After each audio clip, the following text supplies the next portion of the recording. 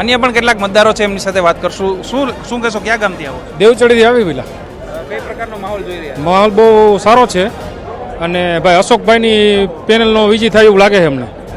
એટલે બહુ કામગીરી સારી છે એ લોકોની અને સારું વર્તન બધાનું. અને ધારાસભ્ય પ્રેરિત છે પેનલ, એટલે એમાં કાંઈ ઘટે નહીં એવી પેનલ છે એ. એટલે બહુ સારું છે. કેવા કામ થયા છે છેલ્લા કામ બહુ સારા થયા.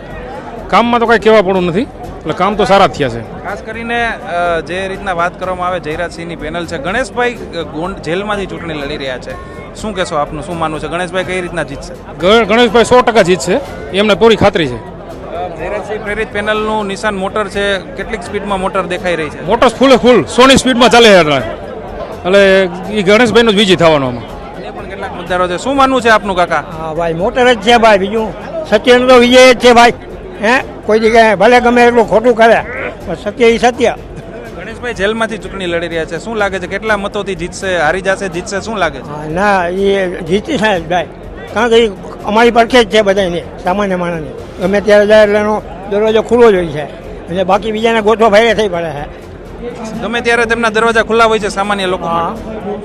કામકાજ કરીને ગરીબ માણસનું એ હું જાય પોતે આવે છે અને જાય છે એનું કરે છે. બાકી બીજાને તો અમે ઓળખતા નથી. હું જાય જયરાજ બાપુના હિસાબે એના દીકરા છે એટલે એને અમે ઓળખી છે ભાઈ. એટલે કાં જયરાજભાઈને કાંઈ કાં ગણેશભાઈને કાંઈ. શું માનવું છે આપનું?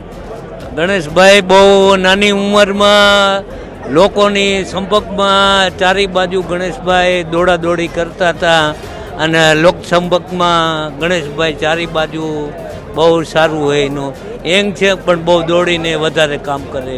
જેલમાંથી ચૂંટણી લડી રહ્યા છે. શું લાગે છે, જીતશે, હારશે? જીતશે તો કેટલા મતોથી જીતશે? ફૂલ બહુમતીથી જીતશે કે યંગ લીડર છે અને બધેમાં દોડાદોડી બહુ જાદી કરે છે.